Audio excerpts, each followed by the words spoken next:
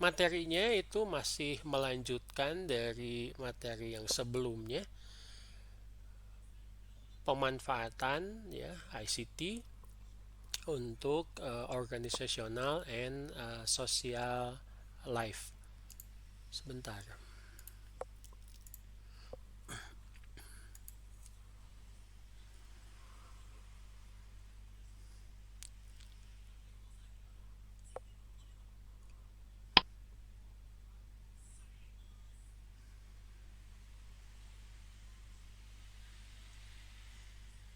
Oh, lama ya.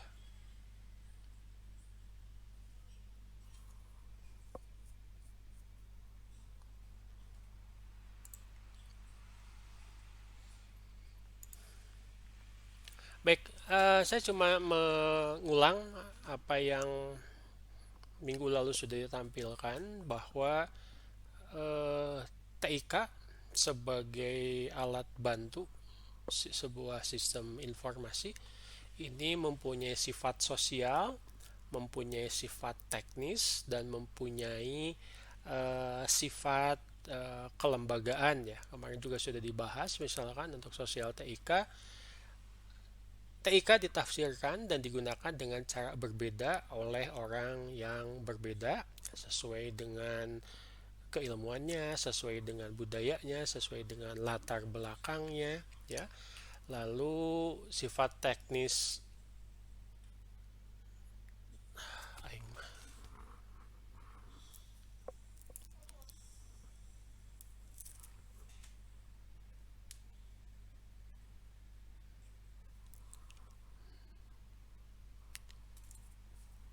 Recording in progress. maaf ya, seperti yang diperkirakan, memang apa namanya juga bantuan, jadi seridonya ya. Wah, Muhammad Alwi senyum-senyum aja tuh ya, dimaafkan ya Muhammad Alwi ya. Ya, tolong, bukan sayanya ya yang memberi bantuannya. Jadi memberi bantuan tuh seikhlasnya. Ya, memberi bantuan kan seharusnya ada aspek kualitas yang diberikan. Ya, kalau dalam Islam itu satu ikhlas, yang kedua dalam memberi yang terbaik katanya, yang apa itu yang dimilikinya. Tapi ya begitulah, sudah dapat juga sudah alhamdulillah. Baik, kita lanjutkan. Sifat kelembagaan, sifat teknis TIK ini memiliki peran komunikatif ya dan komputasi, itu tidak perlu banyak dibahas lagi ya. Anda ya sebagai mahasiswa teknik informatika paham urusan ini. Lalu juga ada sifat kelembagaan TIK, di mana konsekuensi sosial dan teknis TIK tertanam dalam konteks kelembagaan. Kemarin saya memberikan contoh dengan bagaimana sebuah struktur organisasi itu bisa berubah dengan pemanfaatan yang namanya teknologi informasi dan komputer ya. Ya mungkin ini untuk yang apa pernah diajar oleh saya di kuliah basis data misalkan ya, bagaimana pada saat kita membahas kelembagaan teknologi informasi, kalau dulu itu secara umum saja disebutkan bahwa di bagian di IT departemen itu ada yang khusus ngurusin basis data, disebutnya apa, database. Database apa, database engineer. Ternyata karena kebutuhannya sedemikian tinggi, misalkan karena kelembagaannya semakin berkembang, tidak cukup yang namanya database engineer, tidak cukup yang namanya database administrator, harus dibutuhkan juga ternyata ahli yang lebih spesial lagi, spesialis. Dibutuhkan apa, misalkan spesialis aplikasi database tertentu. Kenapa? Karena ternyata sebagai konsekuensi dari dipakainya bermacam-macam DBMS dalam sebuah perusahaan, dibutuhkan ahli Oracle, ahli DB2, ahli MySQL, ya. karena memang itu digunakan. Jadi semakin banyak, semakin spesifik, dan itu juga bukan hanya berpikirnya di bidang teknisnya saja, di kelembagaannya juga. Mereka itu harus dihargai sebagai personal yang mempunyai keilmuan yang spesial ya, dan dibutuhkan oleh perusahaan. Jadi kenapa jadi disebutkan memiliki konsekuensi politik? Ya harus dong mereka diberi pos, harus diberi jabatan yang sesuai dengan keahlian mereka. Jangan asal taruh jabatannya A tapi pekerjaannya B, kan aneh. Itu dari sisi manajemen juga bisa dipertanyakan. Itu maksudnya ya, sifat kelembagaan TIK. Menurut Sawyer and Chen, sifat teknis TIK itu teknologi informasi dan komputer biasanya dikonseptualisasikan sebagai bagian dari konsep sosioteknis yang lebih besar. Ya, penggunaan nilai khususnya digambarkan secara fungsional. Nah, kita bisa melihat di sini ya, kemana ini? Bagaimana kita memanfaatkan TIK? Bagian mana yang akan digunakan? Karena sekarang hampir setiap, apalagi pandemik sekarang ya, memaksa orang untuk memanfaatkan hampir di semua sisi kehidupan. Possibility in education. 10 tahun yang lalu e-learning itu masih diteliti, masih jadi penelitian yang hangat 10-15 tahun yang lalu. Sekarang itu menjadi sesuatu yang lumrah. Di satu sisi teknologi sudah mendukung, di sisi lain memang keadaan yang memaksa kita harus memanfaatkan teknologi untuk pendidikan, education dengan semaksimal mungkin. Connection with the world, internet, interacting with ICT. Anda bisa teknologinya? Apa itu? Virtual reality, augmented reality. Si Zuckerberg itu mau bikin multiverse. Ayo, apalagi itu teh. Connecting with each other, medsos. Baik sisi positifnya ataupun negatifnya. Reaching out and bridging divided. Masih ingat kuliah yang lalu kita? Ya, bagaimana ternyata yang namanya digital divided itu masih ada. Kalau sekarang yang ramai itu bukan digital divided ya, tapi vaksinasi, kesenjangan vaksinasi katanya. Ya, antara negara kaya dengan negara miskin. Ya, itu memang masalah. Tapi bagaimana kita kalau dari sisi digital itu bisa mendukung ya, bukan hanya dari pemerintah yang menyediakan sarana internet misalkan sampai ke desa, sampai ke pelosok, tapi bagaimana kita bisa meningkatkan literasi digital masyarakat. Ini tanggung jawab kita semua loh, termasuk Anda sebagai mahasiswa. Yuk sedikit-sedikit meningkatkan literasi digital. Jangan sampai, contohnya paling sederhana, masyarakat itu bisa ditipu oleh berita-berita yang tidak benar atau hoax. Diharapkan nanti kita bisa levelnya bukan cuma jadi penonton, tapi jadi pemain ya, dimana kita mulai berkarya dengan bantuan TIK, creating. Bukan hanya jadi subscriber saja, tapi jadi content creator misalkan. Ya, saya pernah membaca sebuah berita di mana ada satu desa yang ada pemuda-pemudanya bikin perkumpulan untuk jadi YouTuber sebagai cara untuk mencari nafkah ya, dengan berbagai latar belakang dan keahlian yang mereka miliki. Ternyata cukup sukses ya. sehingga kampung tersebut disebut sebagai kampung YouTuber. Saya lupa lagi itu di Malang atau tidak, di pokoknya Jawa Tengah ya. Dari sini kita bisa melihat bahwa bagaimana ternyata TIK ini positifnya banyak, dampaknya juga bisa diarahkan ke dampak yang positif ya, dan tidak selalu merugikan.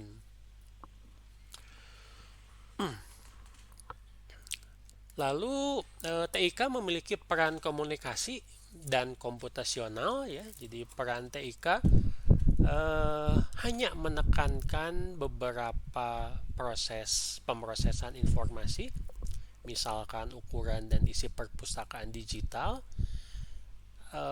model matematis ya, model peramalan, statistik dan seterusnya. Ini adalah peran komputasional dari TIK. Tetapi kalau kita lihat sekarang di masyarakat, justru yang besar digunakan itu adalah sebagai peran komunikasi. Betul tidak? Menurut Sally bagaimana nih? Ya, Pak. Betul tidak bahwa sekarang ini TIK ya justru banyak digunakan oleh masyarakat, oleh society sebagai yang besar itu adalah peran komunikasinya. Betul. Betul ya. Contohnya apa?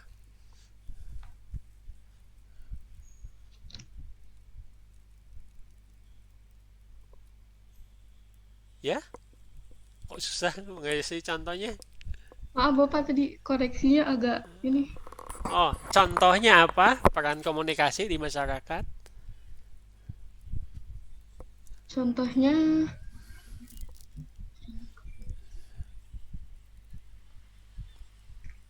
ini kayak eh, gotong royong gitu loh, Pak. Gotong Kayak royong. bersih-bersih. Bukan. Bagaimana ICT TIK ini memainkan peran komunikasi di masyarakat? Itu pertanyaannya. Ya, ada yang bisa Oh, bantu? Zahra, mana Zahra?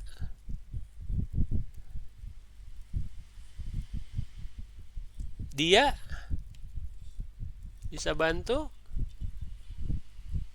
mungkin sosial media, Pak. Gimana? Di sosial media mungkin.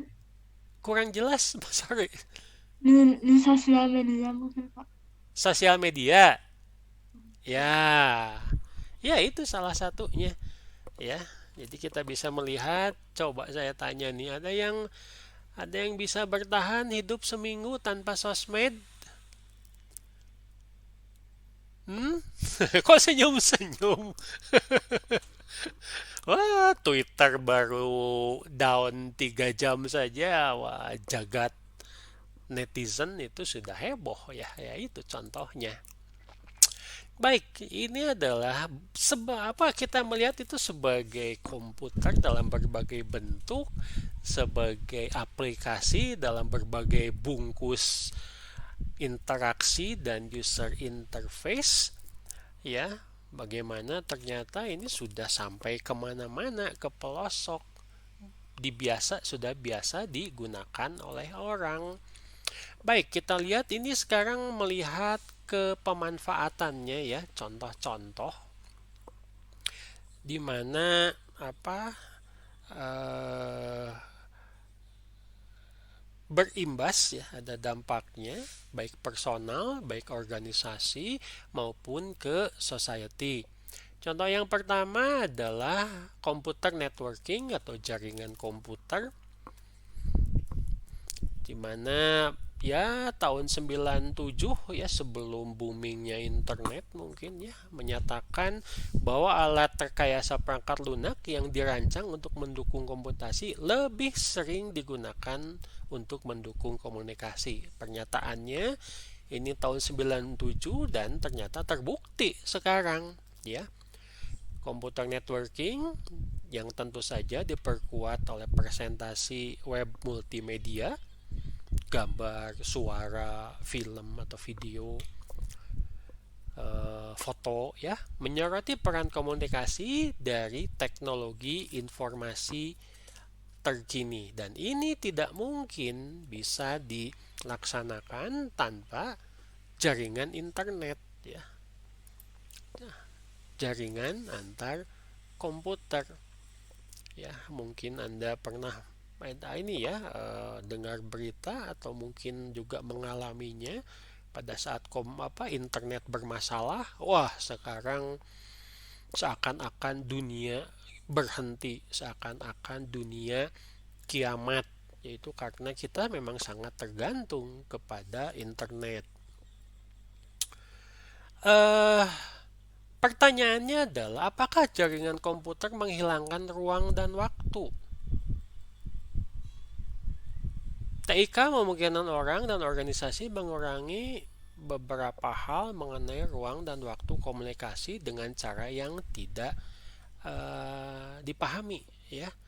Jadi kalau Anda bekerja dalam sebuah organisasi, mereka itu harus bisa mengantisipasi yang berkaitan dengan hambatan temporal atau mengenai waktu, dan spasial mengenai ruang dan tempat untuk bekerja, berkomunikasi dengan klien, dan sebagainya. Jadi pada saat Anda membuat sebuah sistem informasi, merancang proses-proses di mana Anda memanfaatkan internet, hal yang berkaitan dengan temporal dan spasial harus diperhatikan juga. Ada konsekuensinya. Contoh, bisa tidak Anda nge-WA dosen itu jam 12 malam?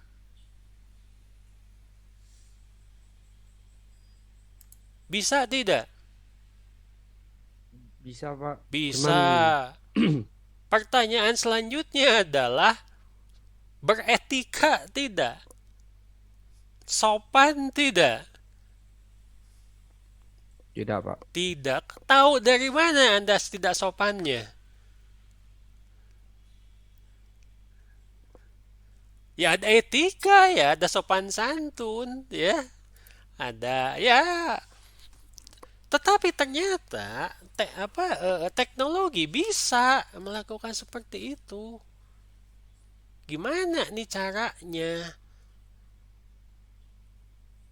Di satu sisi kita diberi kemudahan untuk kuliah menggunakan teknologi. Di sisi lain ternyata dosen kadang-kadang juga misalkan sampai tidak bisa istirahat karena harus melayani mahasiswanya yang memang sedang belajar sampai tengah malam misalkan. Lah ini gimana aturannya? Bukannya dosennya tidak mau, ya. Tapi kok kami jadi bekerjanya lebih dari 12 jam. Misalkan. Loh, hal ini kan bisa didukung oleh teknologi. Tapi apakah itu akan membuat kehidupan lebih baik? Bagaimana misalkan staf di sebuah organisasi, dia waktunya istirahat jam 10 malam ditelepon sama bosnya supaya mengerjakan tugas-tugas yang harus disiapkan besok hari. Lah bagaimana dia punya kehidupan? Kalaupun dia mau misalkan melakukan hal tersebut, itu dihitung nggak sama perusahaan? Masuk kerja lembur nggak itu? Aturannya harus jelas. Jadi Anda bukan hanya berpikiran kepada proses, tetapi juga berpikiran kepada bagaimana ini aturannya. Ada yang perlu diubah tidak? Betul, misalkan. Nih contoh ya, paling sederhana. Sebetulnya nggak sederhana sih, karena saya juga nggak ngerti-ngerti amat. Ada pengadilan mau menghadirkan saksi, tapi ternyata saksinya tidak bisa datang. Kenapa? Karena saksinya ada di luar negeri. Tapi dia mau untuk hadir secara virtual di pengadilan tersebut. teknologinya ada, saksinya tidak perlu dipaksa untuk hadir secara virtual, pakai Zoom meeting misalkan. Tapi pertanyaan selanjutnya adalah apakah itu diakui secara hukum?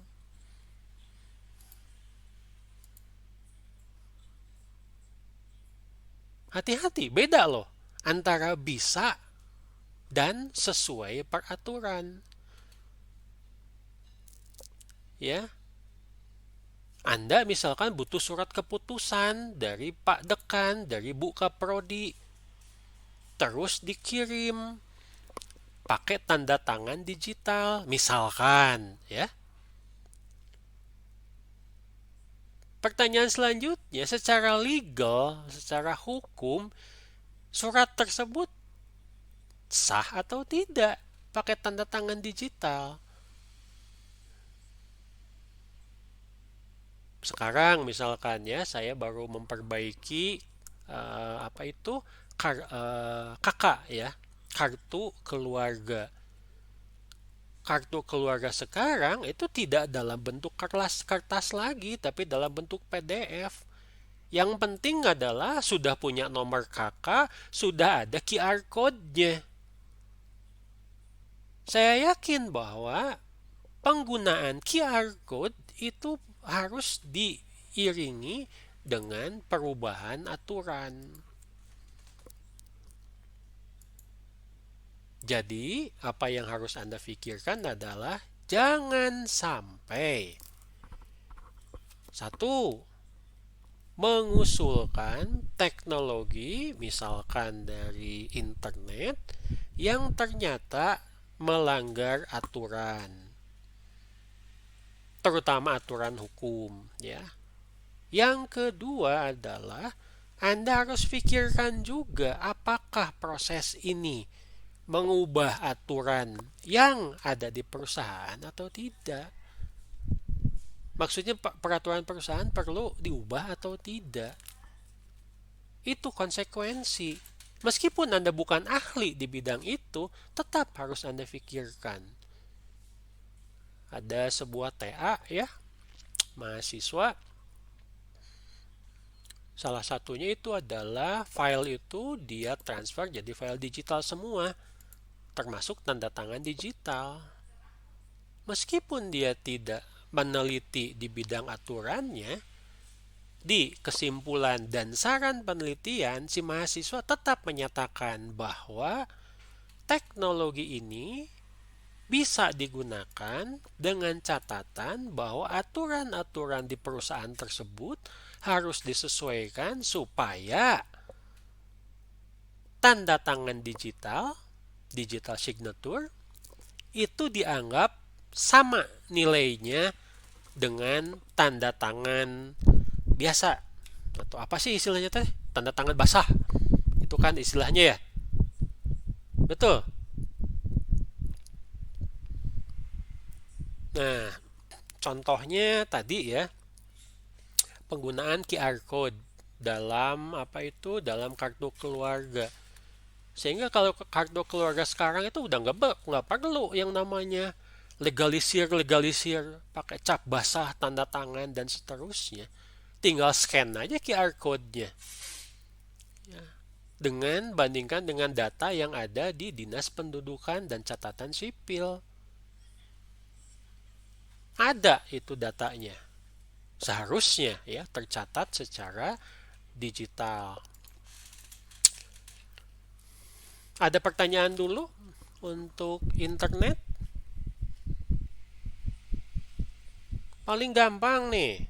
Ya, kalau Anda bikin misalkan perancangan sistem informasi, lalu salah satu yang Anda usulkan itu adalah pemasangan WiFi supaya orang bisa bekerja atau mahasiswa atau siswa misalkan bisa menggunakannya dengan bebas. Apa maksudnya dengan bebas? Karena dengan menggunakan WiFi, internet yang halal, yang haram, yang sesuai dengan pendidikan, yang tidak sesuai dengan pendidikan, itu kan bisa diakses. Bagaimana caranya? Supaya hanya yang baik-baik saja. Berarti harus ada filtering untuk konten. Anda juga harus berpikiran teknologi apa nih yang baik ikut diusulkan dalam rangka misalkan pemasangan WiFi, ya. Contoh kedua, digital library. Halo Fauzan.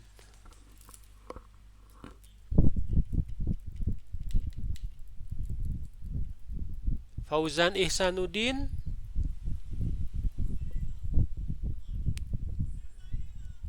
Oke, Fauzan sudah pingsan sepertinya. Muhammad Angga.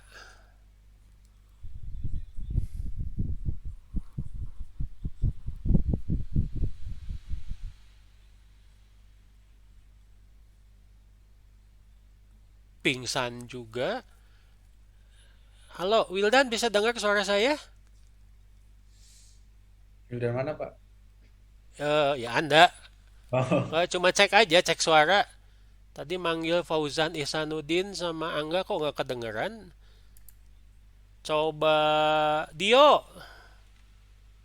Ya Pak, Alhamdulillah akhirnya ya setelah memanggil yang ketiga tidak tampil di layar ternyata tidak pingsan. Baik, apa sih digital library itu?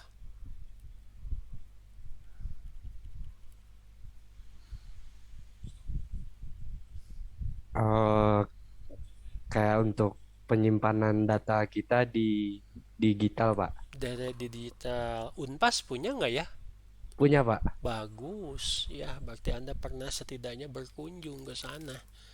Ya, Iya Pak. kira-kira apa sih manfaatnya untuk Unpas? Oh, Untuk Anda sajalah sebagai mahasiswa Unpas. untuk saya sebagai seperti mail mail dari Unpas itu penyimpanan datanya unlimited Pak. Jadi tidak ada batas. Jadi saya bisa memanfaatkan data saya di Google Mail Unpas. Oke, tapi kita kan bicaranya perpustakaan nih, ya. Apa kira-kira manfaatnya untuk Anda? Oh, perpustakaan banyak sih Pak di bisa ngambil referensi Betul, jurnal gitu. betul. Ya,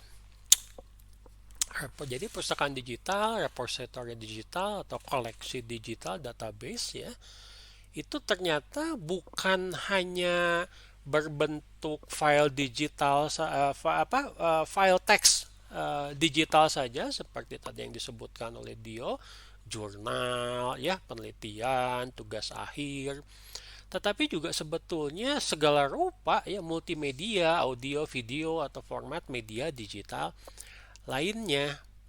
Nah, lembaga-lembaga khususnya lembaga pendidikan dan penelitian adalah hal wajar memiliki digital library.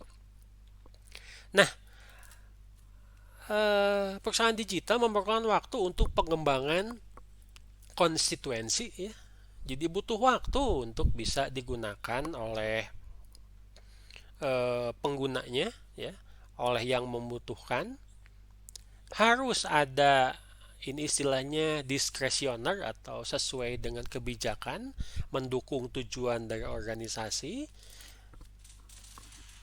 Sementara juga apa itu Anda misalkan sebagai pengguna ya pasti punya sumber informasi lain sebagai alternatif. Bagaimana ini? Ya, digital library-nya Unpas itu bukan cuma tempat penampungan TA saja, bukan cuma tempat penampungan apa itu penelitian dosen dan mahasiswa saja, tapi harus ada kebijakan-kebijakan misalkan di mana memang itu contoh paling sederhana misalkan ya namanya perpustakaan harus selalu berkembang dong. Kenapa misalkan Unpas untuk mendukung digital library-nya sampai mengeluarkan aturan supaya mahasiswa yang sudah selesai TA selain mengumpulkan dalam bentuk hardcover juga harus mengumpulkan laporan dalam bentuk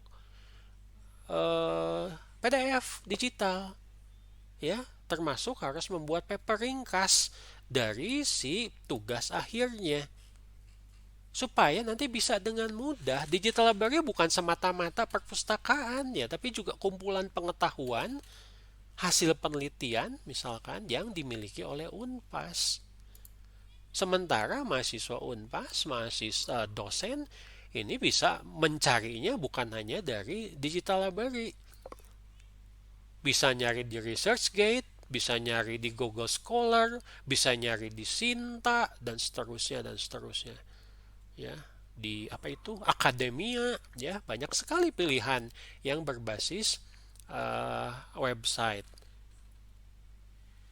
Digital library Unpas akan dilirik, akan digunakan jika memang dia memiliki penelitian-penelitian yang baik, penelitian-penelitian yang tren, yang memang akan bisa diteliti lebih lanjut khususnya oleh mahasiswa.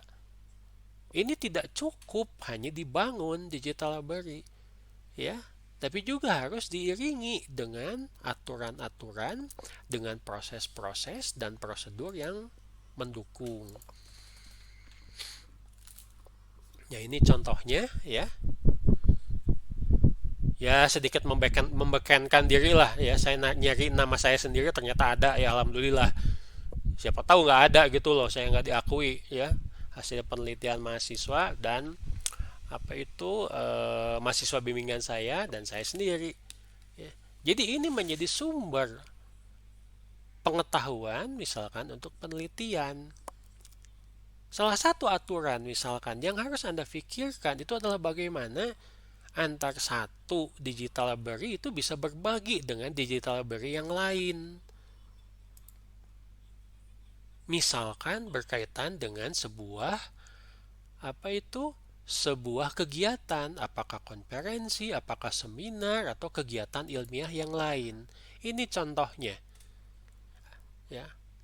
Itu ternyata cukup banyak mahasiswa Unpas yang melakukan penelitian dan hasilnya dipajang di perpustakaan digital ITB. Ya, saya sangat bangga dengan mereka. Ini bukan TA, tapi penelitian. Ini ada beberapa kebetulan yang dibimbing oleh saya. Karena mereka itu ikut penelitian di seminar tertentu, konferensi tertentu, ya, di mana ITB itu menjadi salah satu penyelenggaranya. Anda bisa melihat bukan hanya dari sisi penelitian, bukan hanya dari sisi sistem informasinya. Dilihat dari sistem informasinya, ya, bahwa ternyata ini bisa berbagi. Bukan artinya digital library Unpas, digital library ITB itu tertutup. Justru salah. Nggak akan berkembang kalau tertutup. Pada saat Anda merancang sistem informasinya, berarti salah satu external entity yang harus Anda pikirkan adalah sistem lain yang memiliki digital library.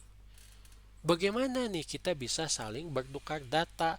Dalam hal ini adalah penelitian dalam berbagai bentuk ya. Kebetulan yang di Pejeng ini nih, yang di digital library anak-anak Unpas nih, ya. Ini adalah semuanya paper. Ya, banyak ya. Ini kebetulan yang pernah saya bimbing itu cuma 5 yang masuk Digilibnya ITB ya. Yang dosen-dosen lain banyak ya.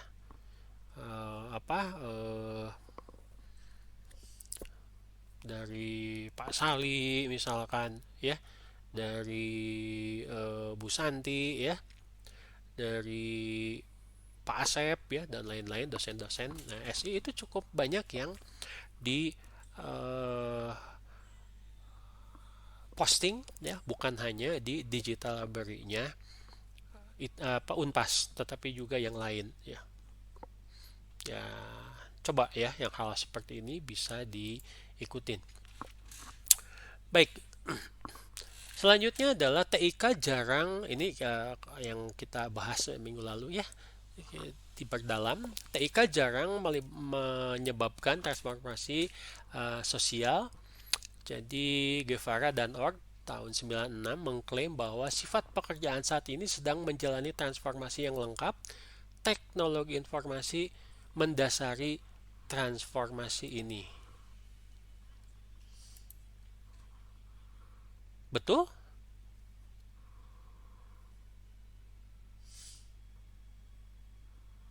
Betul tidak menurut Anda?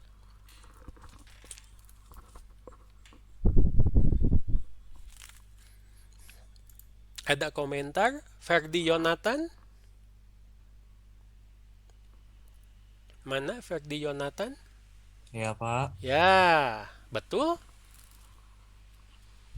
Ada Untuk transformasi sifat pekerjaan dan teknologi informasi membantu. Iya, Kak. Untuk dari sifat teknologi ya sangat membantu sekali untuk manusia, Pak. Contohnya paling sederhana apa? Contohnya seperti yang kita gunakan sekarang, Pak. Zoom meeting. Belajar. Bisa beri contoh yang lain? Oke, terima kasih. Siapa nih? Muhammad Alwi. Mana Muhammad Alwi? Iya Pak, Ya, contoh yang lain apa? Bahwa pekerjaan ada transformasi dan teknologi yang ya mendasari ini. seperti bekerja di rumah Pak. Bekerja di rumah, work from home, betul. Bisa bekerja di rumah tanpa internet? Tidak bisa Pak. Tidak bisa. Gimana dong caranya? Ya, pakai kaleng sama kabel aja bisa, sama benang gitu. Teleponan. Oke, terima kasih. Ya itu ya. Ini pernyataan ini dibuat tahun 96, sebetulnya sebelum tahun apa itu 2000 juga sudah mulai banyak pekerjaan yang sangat tergantung kepada kemajuan teknologi. Baik. Apa singkatan case? Masih ingat? Apa case? Ada yang masih ingat? Computer aided software engineering. Gimana ini pada lupa lagi? Apa rekayasa perangkat lunak berbantuan komputer. Ini adalah kakas ya, dengan berbagai macam ya, kakas grafik, kakas apa itu rumah tangga ya, kakas untuk berbagi data, kakas untuk security, banyak sekali. Contoh ketiga adalah case tools ya. Jadi case itu adalah domain alat perangkat lunak yang digunakan untuk merancang dan mengimplementasikan aplikasi. Mirip dengan CAD ya, CAD, Computer Aided Design, yang digunakan untuk merancang produk perangkat keras. Case digunakan untuk mengembangkan perangkat lunak berkualitas tinggi, bebas cacat, dan mudah dipelihara. Tetapi ternyata sekali lagi case itu tidak mengubah secara radikal pemanfaatan atau pembuatan software. Ya, jadi kakas ini sebetulnya bagaimana digunakannya? Dia digunakan untuk mempermudah sebuah proses, bukan membuat sebuah proses baru yang revolusioner. Tidak. Nah, di bidang sistem informasi, Anda harus bisa secara jernih melihat kira-kira teknologi apa yang bisa mempermudah sebuah proses. Jadi pada saat Anda merancang record system, Misalkan pada saat membuat sebuah struktur proses, proses mana yang akan diperbaiki? Proses mana yang akan dirancang? Proses mana yang akan Anda otomasi berbantuan aplikasi dengan tujuan bukan mengubah proses tersebut, tapi membantu dan mempermudah. Hal ini tentu saja memerlukan analisis yang cukup mendalam dan pengetahuan terhadap kakas tersebut. Ini case tool hanya sebagai contoh saja. Betul, misalkan proses-proses ini Pak bisa semakin cepat dengan menggunakan email. Tapi ingat tadi juga, ternyata ada aspek positifnya, juga ada hal-hal lain yang harus diperhatikan. Itu salah satu teknologi. Kakas tools bagaimana? Anda membuat misalkan sebuah sistem informasi, misalkan di sebuah software house. Bagaimana proses-prosesnya harus Anda rancang supaya produknya, yaitu misalkan perangkat lunak, bisa diproduksi dengan jauh lebih murah, jauh lebih cepat. Ya silakan saja menggunakan case tools. Tetapi itu harus dipastikan memang mempercepat proses, bukan mengubah sama sekali proses. Sekali lagi, ya ada istilah yang namanya magic bullet, ya, peluru ajaib, ya. Jadi TIK itu kalau dalam istilah bahasa Inggrisnya peluru ajaib. TIK itu bukan alat ajaib yang bisa membuat sebuah sistem informasi secara fantastik bisa berjalan dengan jauh lebih baik. Bukan. Ini loh, ya. Mungkin selama ini Anda bicaranya si Bapak teh ngomong naon sih? Ya ngalor ngidul mengenai TIK. Ini sebetulnya yang harus Anda pahami. Jangan sampai Anda berpendapat, apalagi sebagai seorang analis sistem, ya, lulusan Teknik Informatika Universitas Pasundan, yang berpendapat, udah Pak pakai komputer, sistem informasinya pasti beres. Itu mah bukan analis sistem, ya, yang ngomong kayak gitu mah dukun itu mah. Ya, Silvi sampai ketawa ya.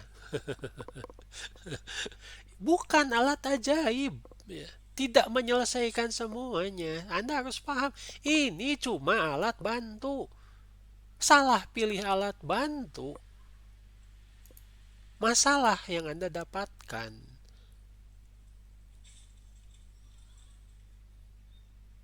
Mau menggergaji pohon yang kecil, ya cukup pakai gergaji biasa. Kakasnya tidak perlu pakai gergaji listrik. Kenapa? Biayanya sangat mahal. Beli mahal, perawatan mahal. Orang yang pakainya juga mahal. Beda dengan orang biasa karena harus punya keterampilan. Tetapi kalau mau menebang pohon yang sangat besar, pakai gergaji biasa, ya kapan selesainya? Harus pakai gergaji listrik. Biaya yang mahal, alat yang mahal, honor yang mahal untuk orang yang pegang gergaji listrik itu sepadan dengan hasil proses yang akan menghasilkan misalkan produk tertentu. Oke, baik kita lanjutkan. Kalau ada pertanyaan nanti ada di sesi tanya jawab. Apa ini? Kuliah, ya. Di bidang education, di bidang pendidikan, kita sudah melihat bahwa bisa dengan pelaksanaan pembelajaran bisa dilaksanakan dengan menggunakan teknologi, tetapi sekali lagi pemanfaatan teknologi ini harus sedapat mungkin mendukung kualitas hasil belajar. Bukan hanya asal terlaksananya kuliah. Pokoknya mah udah kuliah, udah pakai Zoom meeting, ngasih bahan, dah ngerti syukur, nggak ngerti, ya terserah mahasiswanya aja lah. Nggak bisa seperti itu. Ya, dalam perancangan sistem informasi, ini pemanfaatan teknologi juga harus bisa dimanfaatkan untuk memperbaiki pengalaman sekolah, kuliah, ya, lalu juga kinerja pendidikan secara keseluruhan. Kalau dari sisi kinerja pendidikan, ya, pemanfaatan teknologi menurut saya sudah cukup masif dan sangat membantu. Unpas masih tetap bisa bertahan, bisa tetap menerima mahasiswa baru karena dukungan teknologi. Itu tidak bisa dibantah lagi. Sementara jurusan-jurusan lain itu pada rontok, ya, yang daftar itu tambah sedikit.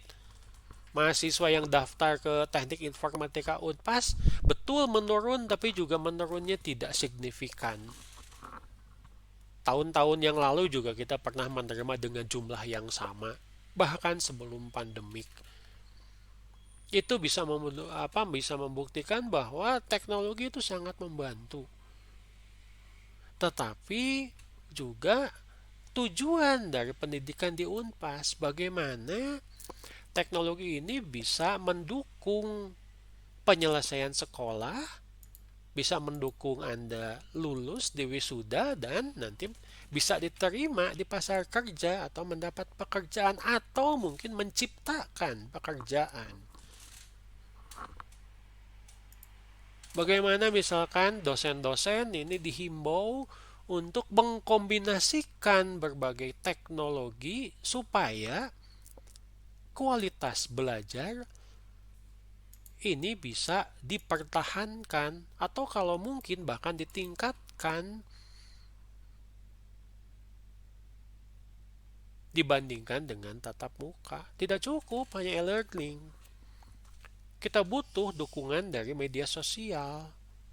Misalkan, ya, tidak cukup hanya dengan e-learning. Kita juga butuh aplikasi video conference yang lebih bagus lagi.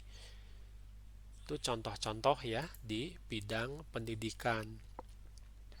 Ya, ini tinggal dibaca sajalah, Anda sudah paham karena kita sudah melaksanakannya. Apa sih e-learning tersebut? Online, ya, memanfaatkan internet, pembelajaran yang jarak jauh. Sifat kelembagaan TIK, institusi bertahan dalam struktur sosial. TIK dimanfaatkan serta membantu dalam membentuk dan dibentuk oleh institusi. Coba, halo Guntur. Hadir, Pak. Hadir, tapi suaranya kok ngantuk-ngantuk begitu. Baik-baik saja Guntur. Aman, Pak. Aman, ya. Kalau bisa videonya coba ditampilkan. Kira-kira menurut Anda bagaimana teknologi itu bisa membantu Fakultas Teknik dalam menghadapi pandemik?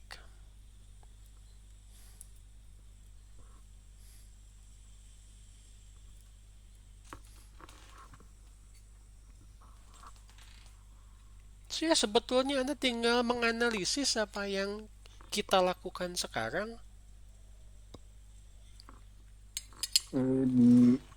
Teknologinya apa? Bentuk bantuannya apa? Bantuan pembelajaran. Teknologinya apa?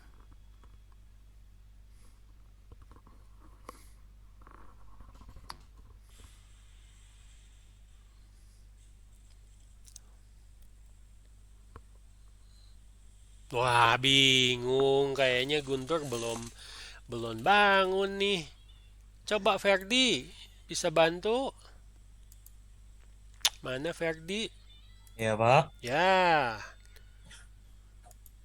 bisa jawab, silahkan. bertahan dalam struktur sosial. Sifat kelembagaan TIK-nya ya Pak. Bagaimana TIK dimanfaatkan membantu lembaga, contohnya adalah Fakultas Teknik selama masa pandemik. Teknologinya apa? Bantuannya seperti apa? Contohnya kayak e-learning Pak. Oh, jangan e-learning, bosen kan udah dibahas tadi. Eh, hmm, pengisian forum Pak Pengisian form apa? tentang seperti keluh kesah dari mahasiswa Mahasiswa. Loh, informatika. kan itu dari dulu. Dari dulu juga sudah ada itu. Yang sekarang, yang masa pandemik, yang apa? Bantuannya itu sangat manfaatnya sangat terasa.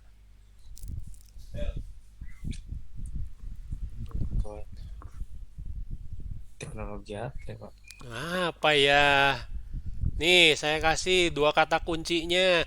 Bayar SPP. Ya Pak, ada subsidinya. Bukan itu, teknologinya. Gimana Bayar Anda SPP. dipermudah sekarang membayar SPP? Bayar SPP melalui bisa melalui bank terdekat Bank atau terdekat. Kalau dulu bayar SPP cuma bank tertentu yang kerjasama dengan Unpas, ya Pak. BJB misalkan, atau Bank Mandiri, tidak bisa pakai bank yang lain. Itu juga Anda harus pergi sendiri. Kenapa ada perwakilan misalkan Bank BJB di Unpas? Tapi kan karena kondisi pandemik, kerjasama diperluas. Anda bisa transfer lewat Mandiri, lewat BNI, lewat BJB apalagi. Bisa Tanpa harus ke Unpas. Tetapi ternyata ada konsekuensinya. Kita kan menggunakan pihak ketiga. Bagaimana fakultas itu bisa mengawasi mahasiswa yang bayar atau belum? Harus dibuat aturan, harus dibuat ada proses yang mengawasi hal tersebut, dibuat prosedurnya bahwa mahasiswa yang sudah sudah transfer itu menyetorkan bukti transfernya dari bank mana, jumlahnya berapa, untuk semester yang mana, supaya bisa diperiksa oleh pihak fakultas sesuai dengan ya mungkin aliran, saya juga tidak terlalu paham ya, mungkin aliran uang yang masuk ke kas atau ke rekening di bank tertentu. Cek dan recheck tetap harus dibutuhkan. Nggak bisa kita bisa cuma bilang bisa pakai bank A, bank B, bank C tanpa kerjasama, tanpa ada periksa ulang. Karena update-nya kan tetap di website, website keuangan ya. Betul, website keuangan ya yang Anda ngecek SPP. iya Pak, status sudah Nah, benar.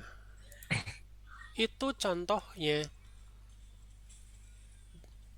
Di satu sisi secara kelembagaan dimudahkan mengelola keuangan, di sisi lain mahasiswa kan sangat terbantu, apalagi yang di luar kota.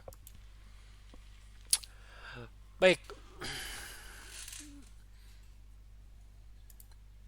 konsekuensi sosial dan teknis dalam konteks institusional, institusi jenis organisasi sosial yang paling bertahan lama dan umum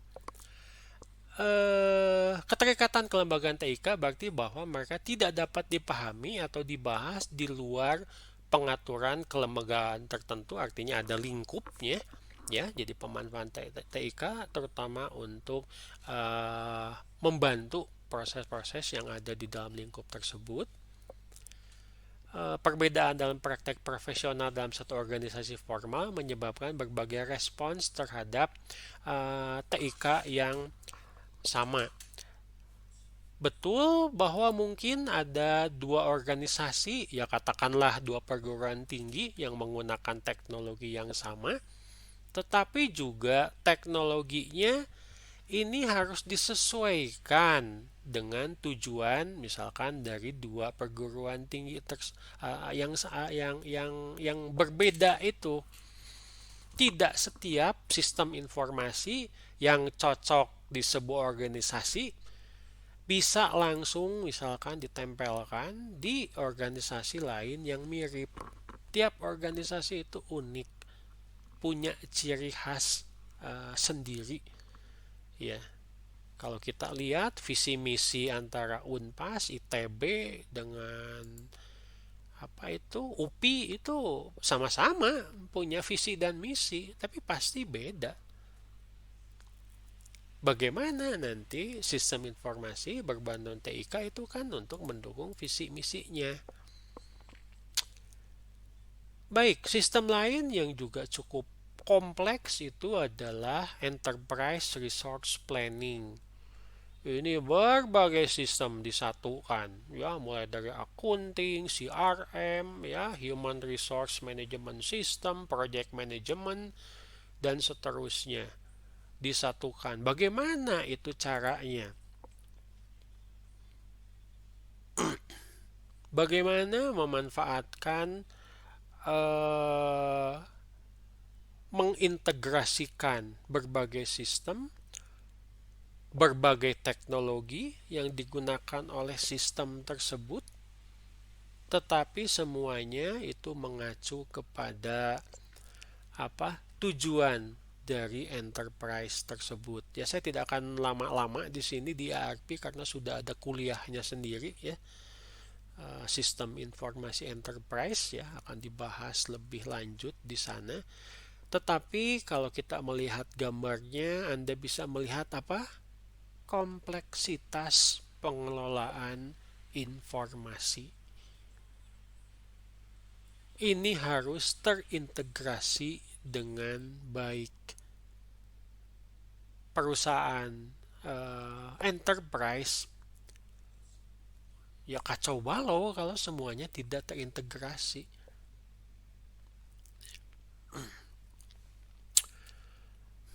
Ini dibahas bahwa TIK itu memiliki konsekuensi politik. Ya tadi sistemnya itu membentuk sebuah jaringan, tetapi juga dari sisi organisasi masing-masing sistem tersebut, CRM ya, Human Resource Management ya, dan seterusnya, Project Management, itu punya kepentingan masing-masing. Betul atau tidak?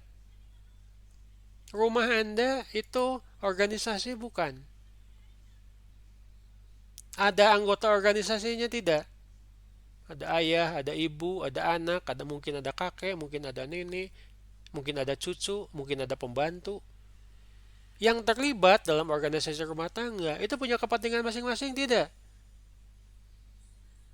Anda kepentingannya adalah kuliah, ya, adik Anda kepentingannya adalah sekolah, ayah Anda kepentingannya adalah bekerja, ibu kepentingannya memasak, beres-beres, atau mungkin juga punya bisnis sendiri, saya tidak tahu. Kakek nenek itu punya kepentingan untuk memastikan cucu-cucunya jangan pergi jauh-jauh ya karena kangen, dan seterusnya. Bagaimana di perusahaan enterprise? Sama. Problem salah satunya adalah sumber daya. Kenapa disebut sumber daya? Karena terbatas. Ayah Anda itu punya gaji sebesar X setiap bulan.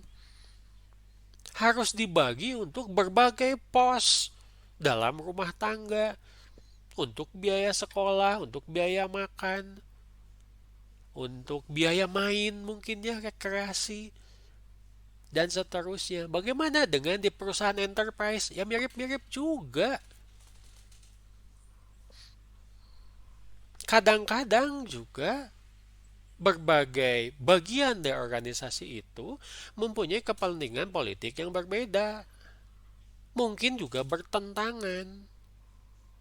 Pernah Anda butuh uang dalam waktu yang sama dengan adik-adik atau dengan saudara?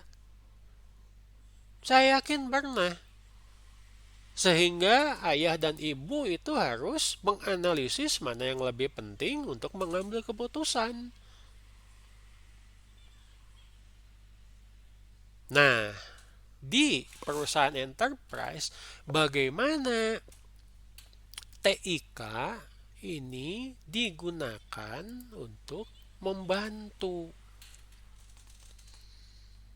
pengambilan keputusan dari berbagai kepentingan yang akan memanfaatkan sumber daya di sebuah perusahaan yang mungkin bertentangan. Itu bukan hal yang mudah, tapi bagaimana teknologi informasi itu bisa membantu. Nih yang terakhir, tapi sepertinya paling sederhana, tapi juga kadang-kadang bikin riet. Ya, Anda misalkan mengusulkan dalam sebuah perancangan sistem informasi, gimana kalau untuk urusan surat menyurat, pembagian informasi, dan seterusnya antar anggota dari organisasi tersebut pakai email saja? Stop, berhenti, masalah selesai? Enggak. Email atau penggunaan internet itu harus disertai dengan kebijakan dari perusahaan. Nih, contoh paling sederhana. Ya. Ada sebuah perusahaan contoh, atau mungkin ada aturan pemerintah di negara Uni Eropa, saya lupa lagi ya.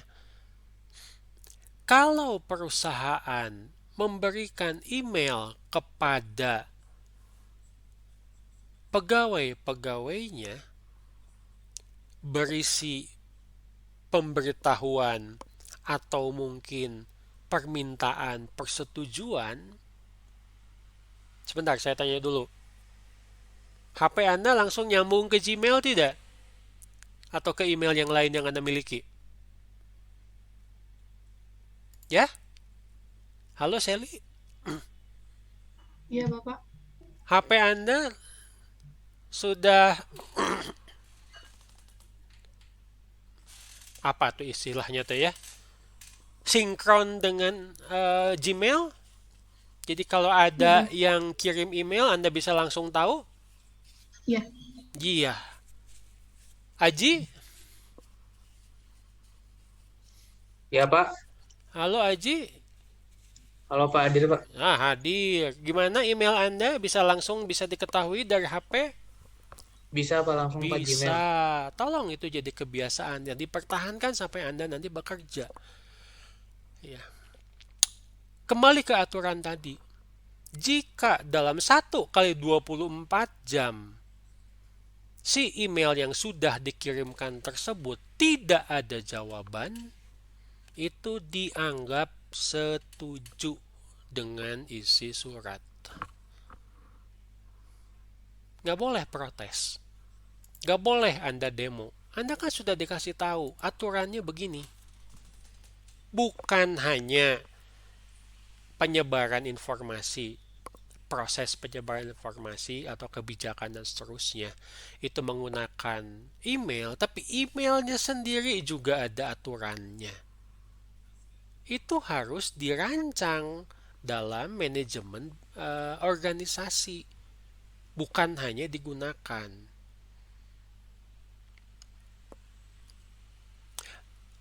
Ini contohnya ya. email dan internet policy. Ada apa? What employee may and may not do with email. Apa itu? Salah satunya adalah misalkan email itu digunakan untuk internal perusahaan. Kenapa saya selalu rewel sama mahasiswa kalau kirim tugas pakai pasmail?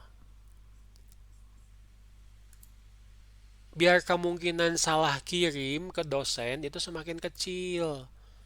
Ada mahasiswa pakai Gmail, salah ngetik nama saya cuma 1 huruf. Tugas nggak nyampe. Ribut, Pak. Kenapa? Saya nilainya 0. Loh, emailnya nggak nyampe. Apa yang mau dinilai? Kalau pakai pasmail itu kan dibantu. Baru nulis caca saja sudah banyak pilihan. Dan sepertinya di fakultas teknik yang namanya Caca sama saya yang punya email, pasmail. Mungkin ya untuk dosen. Satu kemungkinannya, dan itu memang jalur resmi. Jadi pada saat masuk ke email juga tidak akan dianggap sebagai spam atau email yang bermasalah. Termasuk juga kalau dalam sebuah lingkup yang tertutup seperti intranet, ya, email tersebut akan mengandung informasi yang pihak luar tidak boleh tahu. Hati-hati ya, Anda bisa dipecat dari tempat Anda bekerja jika sengaja ataupun tidak sengaja membocorkan rahasia perusahaan karena Anda teledor menggunakan email. Suruh pakai email supaya gampang, udahlah pakai WA saja. Ternyata Anda ngirimnya di grup yang bukan semua anggotanya itu adalah pegawai perusahaan. Ada yang download itu file, lalu menyebarkannya ke pihak yang tidak berhak. Udah tamat deh karirnya itu mah. Hati-hati ya, bukan cuma kemudahan. Ada aspek keamanan, kerahasiaan, privasi yang menyertai sebuah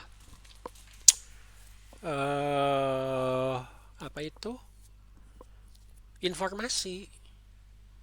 Tolong jangan pernah berpikir atau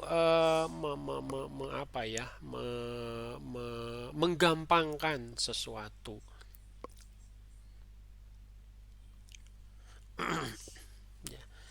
Jadi di sini sebutkan email bukan hanya sekedar solusi teknis, katanya membantu memecahkan masalah komunikasi. Penggunaan email dapat memberikan visibilitas yang lebih baik, ya, dan juga bisa mempengaruhi partisipan, ya, seperti pada orang-orang yang bekerja malam hari, maksudnya shift malam atau di lapangan, kemudahan untuk menyampaikan informasi, dokumen, ya, yang langsung bisa diakses, tapi pasti ke orang tertentu, bukan kepada misalkan umum. Oke. Email juga katanya memiliki yang disebut sebagai hasil politik, ya. Jadi aturan, ya, terus hasil informasi yang hanya untuk orang-orang tertentu, misalkan, di mana beberapa orang mendapatkan pengaruh dan sumber daya sementara yang lain tidak. Beda ya. Alangkah tidak sopannya misalkan memberi tahu mengenai kenaikan gaji lewat WhatsApp group. Aduh, itu mah. Orangnya yang dapat ya seneng, ya. Tapi orang lain di WhatsApp group tersebut yang ternyata tidak naik gaji, itu bisa buat masalah. Wah, jangan-jangan langsung demo seperti buruh kemarin meminta kenaikan UMR ya, kalau tidak salah. Hal-hal seperti itu gunakan email. yang lebih private ya, yang sesuai tentu saja dengan polisi perusahaan dan pasti nyampe ke orang yang memang berhak. Baik, itu 6 contoh di mana teknologi bisa dengan mudah kita lihat, tapi ternyata juga pemanfaatannya mengandung aspek positif dan aspek negatif ya, hal-hal yang memang sudah diteliti di bidang sosial informatik. Oke, ini pesan sponsor saja. Jadi di e-learning itu ada form, ada beberapa pertanyaan yang harus Anda isi, memastikan bahwa 2 kuliah ini Anda bisa menyimak dan memahami. Ya, Anda bisa kerjakan sekarang, nanti malam atau mungkin besok, tetapi paling lambat itu masuk Anda isi ya, bukan masuk, bukan di email ini, menggunakan Google Form besok Jumat jam 12 siang.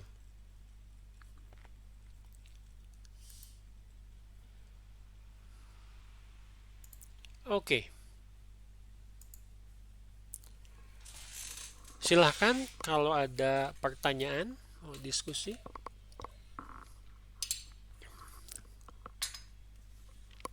Apa sih yang Anda dapat dari 2 kuliah ini?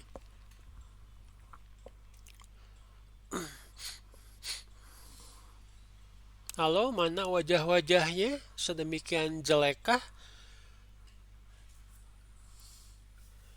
internet di rumah Anda sehingga tidak cukup untuk menampilkan wajah? Sebentar, saya pause dulu ya.